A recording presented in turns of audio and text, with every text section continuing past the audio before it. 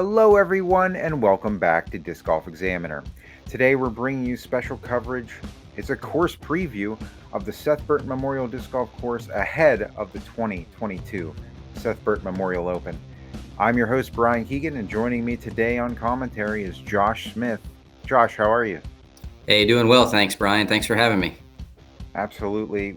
Got to have you on for this one because you're kind of our local expert on the course. You're co-TD as well, right? And, definitely want to have you here. And we want to say a very special thank you to Mountain Craft Productions for shooting these drone shots. Also, as we start here on hole 1, is a par 3. It's 401 feet. And it kind of plays through a very wooded gap here, Josh. Yeah, some people go right up the middle with the straight shot. I see a lot of sidearms over to the left, towards the road. The best score, I've seen some 2s, but they're very rare. You're doing great if you get a 3 on this hole. There's the short basket there, and the long basket is tough to get. You get a 3, you did a really good job. And we have seen a few 2s in the past, I believe. Yeah, some people can get up there. I've seen a couple drives, usually up the middle, and sometimes it involves a long putt too. So. Yeah, and right across the road we have hole 2. It's a par 4. It is 552 feet, and this plays along the road. Obviously, the road being OB, but it is kind of up a hill here, so it kind of slants left to right, hillside-wise. Yeah, a lot of righties. You'll see them set up with a hyzer flip backhand and then get up here in the middle right past that tree. And then from there, you can throw a straight shot like with mid-range and go all the way down. And I see a lot of left hands or a lot of sidearms over the road to get the big distance to get down to that extended yellow basket. Yeah, 3 is possible here with good placement, but definitely it's kind of a blind shot from the tee for certain.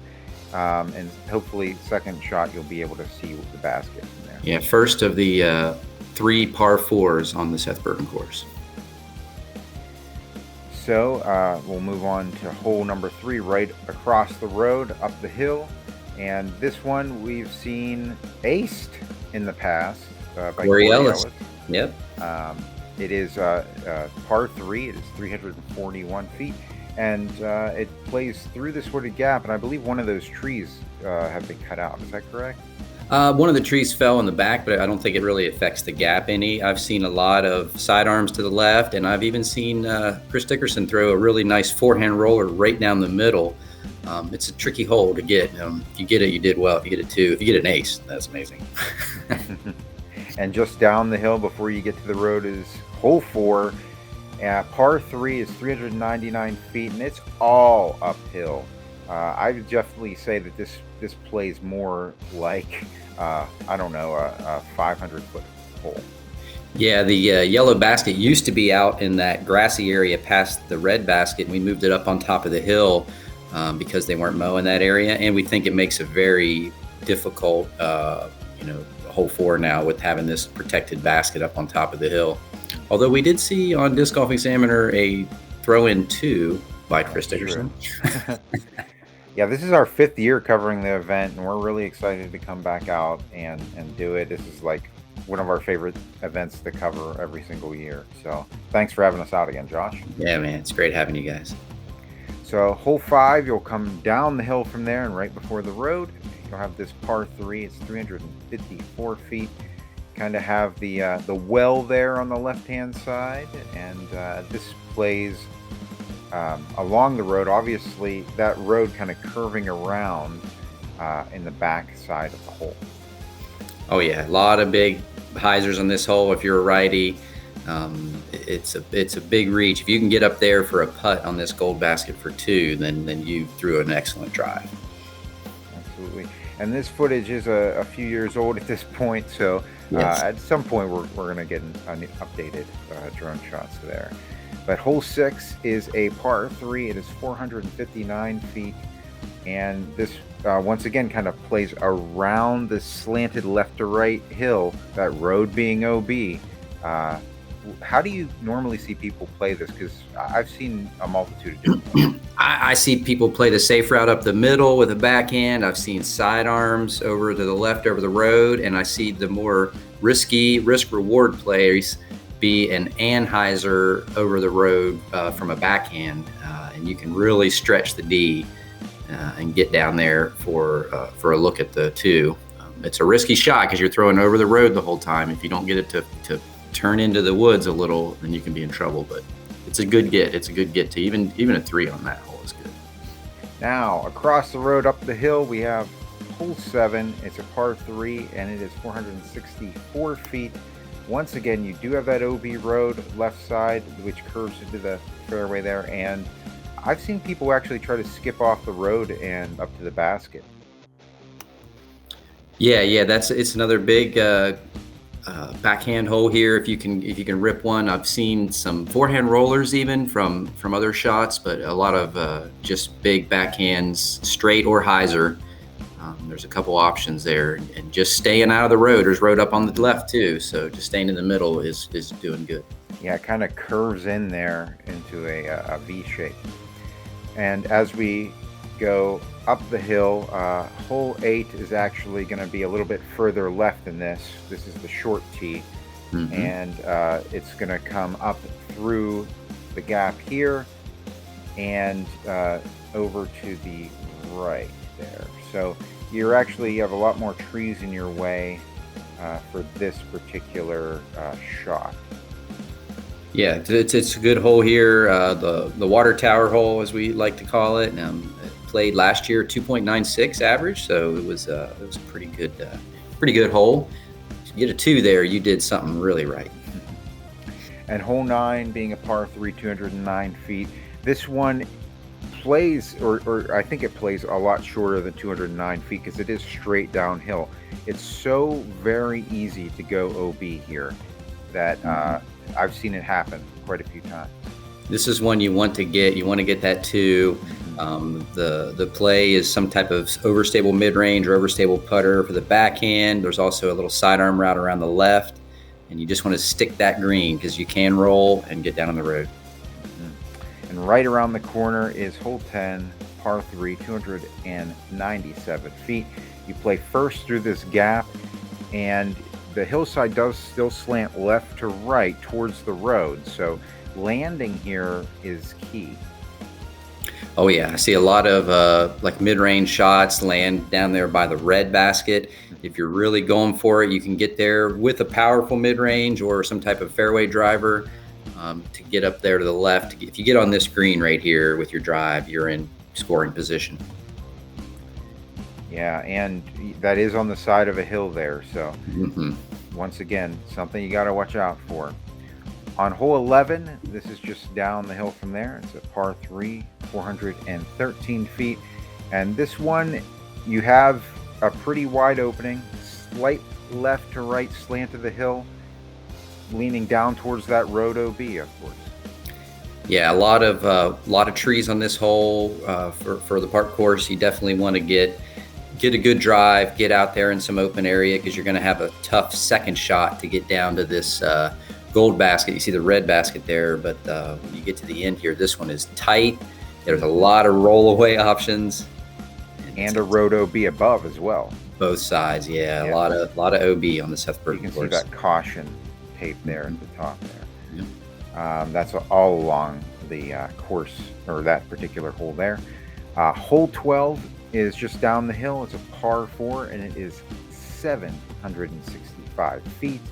Plays through this beautiful gap and out into the field. And I would say, is this the longest hole on this? Yep. This is the Green Monster, the longest hole that we have at the both courses. It is the super hard par 4. If you get a 3 on it, you did 3 things excellent.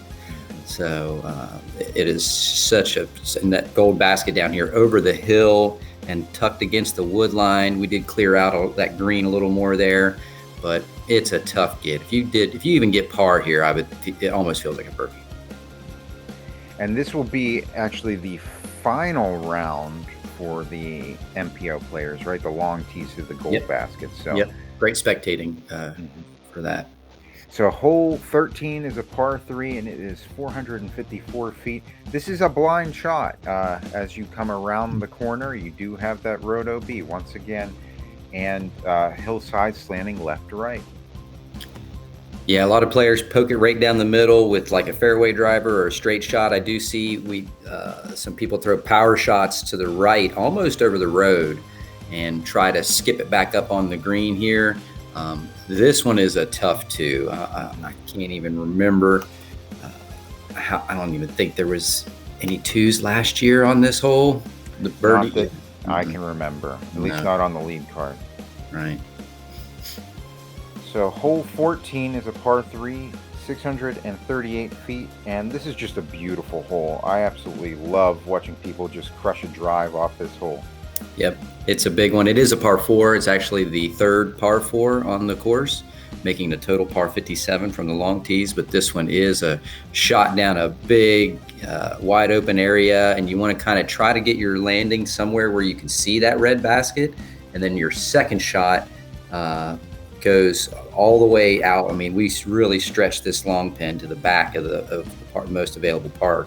I have to give credit to Johnny Sias. He did a great job designing this course and left us room to expand so we could have these long tees and long baskets.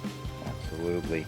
And I do have to say, the placement of this basket makes it very tough. You have to make sure that you land and hopefully make your putt. If you hit off the basket anywhere, there's a good chance for a rollaway.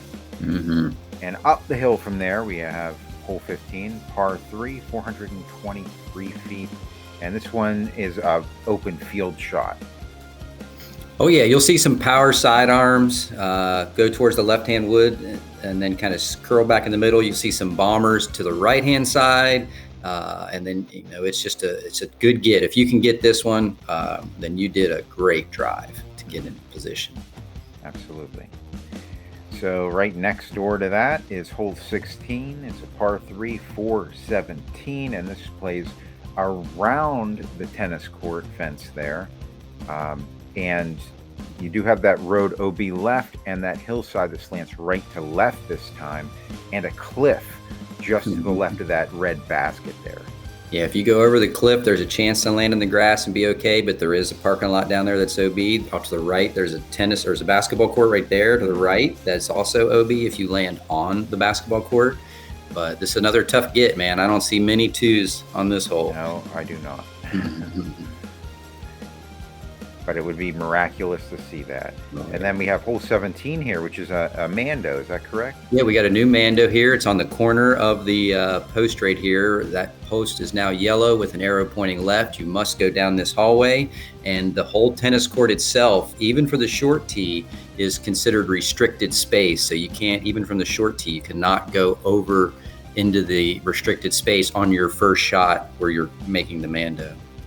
So really, this gap is pretty tight. I'd say it's probably 25 feet across, maybe a little more. Yeah, I'd say 30 or 40 in places. We did a lot of work with our brush hog on the left and right hand side, and some pole saw we have to cut some of these branches down. A tree fell recently. This hole is a little more open now, but to get over here to the right to this gold basket is, there were actually two twos. I got to give a shout out to Jonathan Baldwin, and I think Bart Kowalski got the 2 last year on this, and that's just amazing.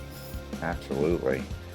So we're going to go down the hill now to our final hole, hole 18, par 3, 346 feet. You do have that road on the left that's OB, and I imagine the pavilion-ish area would be OB as well, right? Oh yeah, that pavilion parking lot, the road on the left. There's a lot of trouble here. See a lot of sidearms up this gap right here up the middle. If you can push one straight, see some backhand controlled shots up that route as well. And there's also a hyzer route to the right where the drone didn't fly that'll skip you up kind of by the red basket and give you a look at it. But this is another hard par 3. And that's going to do it for our coverage from Seth Burton Memorial Disc Golf Course in Fairmont, West Virginia. I've been your host, Brian Keegan. Josh, thanks for joining me again. I really appreciate it. Appreciate you guys, and looking forward to seeing everybody next weekend. That's right. All right, guys, until next time, keep banging those chains. Banging those chains.